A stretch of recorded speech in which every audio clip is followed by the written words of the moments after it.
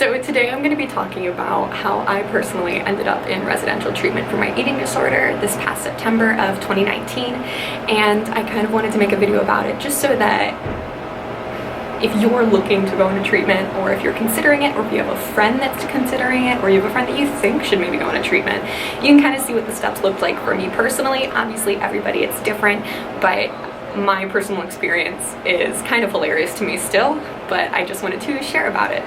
So first and foremost, I at no point intended to go into residential treatment. When I first started going to a support group and seeing a therapist in college back in Virginia, I heard about other people going to treatment, and I always just thought, like, I'm not that bad. I'm never going to reach that point or anything like that. And in January of last year, so January of 2019, my therapist at the time knew that I was planning to be moving to Los Angeles after graduation, and she basically told me, with where I was in my eating disorder, that she believes that if I do not get significantly better, that she doesn't think I should go to California. And I balked at that. I was like, there's no way I am going to California. Nothing's gonna stop me. If anything, California will act as this like shift in my life, so to speak, that's going to allow me to really cut the habit. I really believed that. And cut to when I moved to California, and it just got worse. Shockingly enough, a change in environment and a massive change in my own personal life did not help my recovery at the time. I still did not even consider myself in recovery because I had never been able to go longer than a week without any of my behaviors. And a week was like a long time. Like if I went a week without binging, purging, restricting, like that was a big deal to me.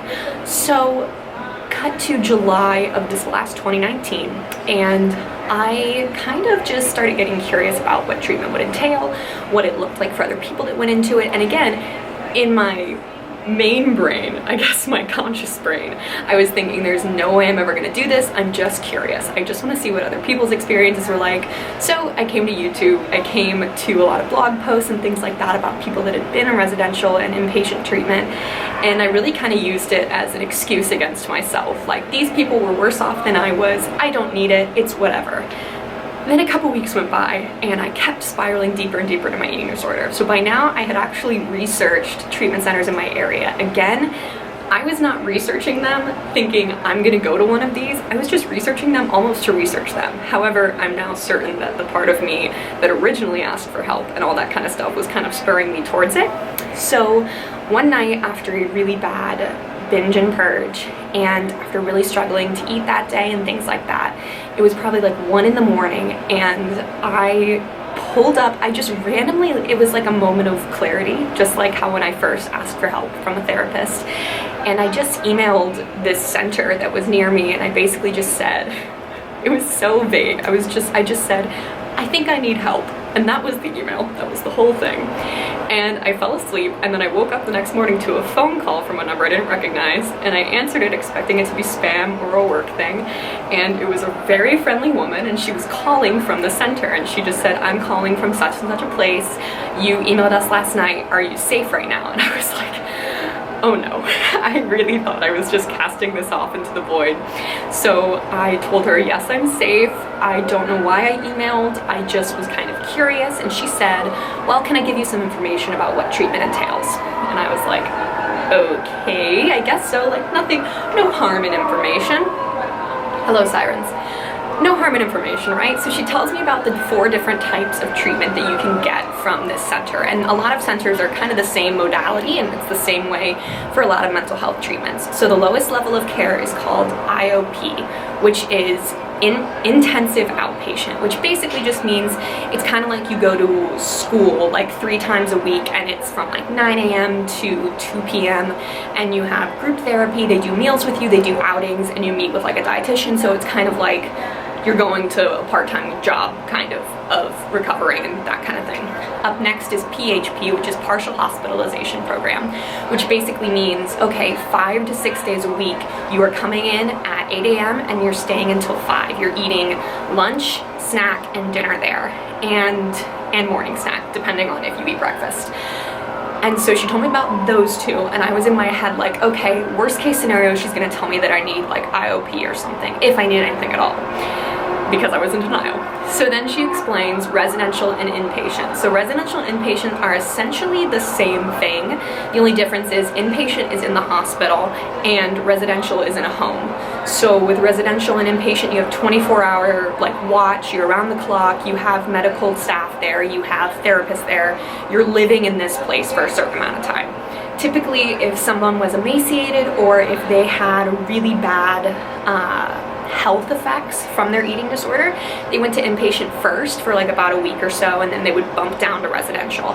If you are medically stable though, as in they're not afraid that you're gonna have cardiac arrest or that your esophagus is gonna erupt, which is a thing that happens, basically you can go to residential. So she tells me about these treatment plans and she goes, do you want me to plug in your insurance just to see what they would cover? And at this point I kind of balked because no one in my family knew that I was struggling with an eating disorder. One of my siblings knew and was helping me to pay for therapy, but he didn't even know it was an eating disorder. He just thought that I was struggling with depression and things like that, which I was, but I hadn't given anybody the full truth. So I was kind of worried. I was like, if you check the insurance, is anybody going to be notified? And they were very assuring of me, no, nobody's going to know. They hang up, phone call ends. Then I get a phone call about 2 hours later and she just says, okay, so your insurance would cover IOP and PHP and a fair amount of residential. And I was like, again, okay, that just means they're gonna put me in IOP. And she says, do you wanna do an evaluation? It's free, you have no strings attached, we're not gonna bug you if you decide that you don't wanna go into treatment. And I was like, all right, I guess, what's the harm? So I did about an hour-long consultation where they asked me a lot of questions. How often are you throwing up? How often are you restricting? How often are you weighing yourself? What does your working out look like? And as I was answering them, even as I was answering the questions with very high numbers for amounts of behaviors used in a day, I was still thinking to myself, surely they'll put me in the lowest level of care. There's no way that they're talking to me and they think that I'm bad enough for this or that. And they were like, okay, we're gonna meet with a team of professionals, go over everything that you've just told me. We recorded the phone call and I was like, that's cool, whatever. And we'll call you back. Cut to a day later. It's Tuesday at this point. I think it's a Tuesday. I am at a work meeting and I get a call and I step outside to take it and it's this woman and she just says, okay, so after consulting like the doctors and the therapist just about what we think is best for you, we recommend that you come into residential treatment. We have a bed available on Friday. And I'm standing there taking this phone call from this professional woman telling me that they believe I need to be in a home to be stabilized. And they told me they were worried about kidney function and things like that, just because of the level that I was behaving in certain ways.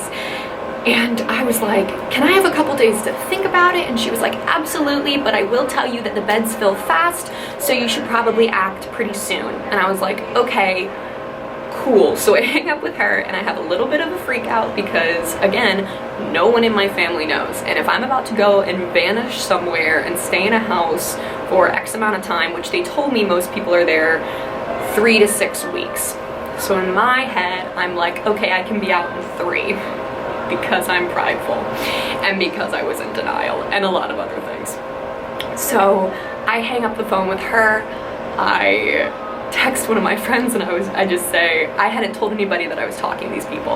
I text one of my friends and I end up telling them like, okay, so I called this treatment center and they thought it was a great idea. They were like, you should absolutely go into this. And I was like, okay, but to go into this, that means to 1, expose myself, 2, give up all of my freedom and go and live in this house, and 3, the big one again, exposing myself to my family and telling them everything that's going on. And also, like, I didn't know if insurance was gonna cover it, all that jazz. So then I, over the next 3 days or 2 days, the next day I called the treatment center and I said, I can't do Friday, can I come in on Monday? And they were like, absolutely, we'll send you the packet, here's everything. And so I fill out the packet and I get the confirmation email to come in at 10 a.m. on Monday and check myself in. They sent me all the stuff that I could and couldn't bring. And I started to panic because one, this thing that had just been an email in a weak moment, had turned into, now a week later, I am going to be staying in a place that I'm not aware of, facing all of my biggest fears and all of my traumas all at once, and it was terrifying. So for the next 2 days, I called my family members one by one and told them I'm struggling with an eating disorder, and on Monday I'm going into a treatment facility for it, which, as you can imagine, was probably a whole lot for them to process, considering they had no idea I was struggling with any of this. I'm gonna make another video about telling my family and telling other people, just because for me that was a really, really terrifying thing. And all of my fears were proven to be wrong. So I want to make a video about that, because I'm sure there are people that are still hurting in silence, and I want to be able to talk about that. And from there, I went into treatment that Monday, and I'm going to be making a whole video about what residential treatment was like, what my first days were like, reading journal entries, because I journaled every single day I was in there. And I ended up being there for 6.5 weeks, living in the house. And then I had about 2.5 weeks of, when I stepped down from residential, I went into PHP, and then I actually ended up checking myself out, like, against doctor's orders. But that's a whole nother story, and there was no drama there. It was literally just that I was like, I really do feel confident in where I am right now. So that's how I ended up in residential treatment. It's weird, and it's bizarre, and it moved so fast, but I'm actually really grateful that it moved quickly, because if it had moved slowly, if the process had been slow, I would have had a lot of time to talk myself out of it. And it was one of those things where once I reached out for help, I was held accountable because they followed up with me. And then after that, everything kind of snowballed from there. And I wouldn't be where I am today if it weren't for that decision I made that one night to email them, and then the next day to basically allow them to delve into my secret world. So that's my story of how I ended up in residential treatment. And again, every insurance company is different, every treatment center is different. There are a lot that do very nice scholarships for people and things like that. I recognize that I'm incredibly fortunate to have been able to go at all and to continue getting treatment through therapy and psychiatrists and things like that. But that's just my personal story. And if you have any questions about residential treatment or anything like that, next week's video is going to be about that, so feel free to send them my way. And that's really the gist of it. So that's all. Nice talking to you guys. Have a good one. And if you need treatment, please seek it out. If you think you need treatment, seek it out. If you don't think you need treatment, you may as well do an evaluation. You have nothing to lose by letting a group of professionals evaluate you. It's technically, most of the time, it's completely free, and you're only just going to learn more about yourself and what is best for you. So nothing to lose by reaching out. Research centers that are near you. Talk to your friends and family, see what they think. If nobody knows, again, talk to professionals. Text a crisis helpline. NEDA, the National Eating Disorder Association, has different helplines that you can text about your eating disorder, and they also have a survey on their website that you can take if you think you might be struggling, or if you think somebody you know is. I'll link that below, and that's all there is to it. So thank you.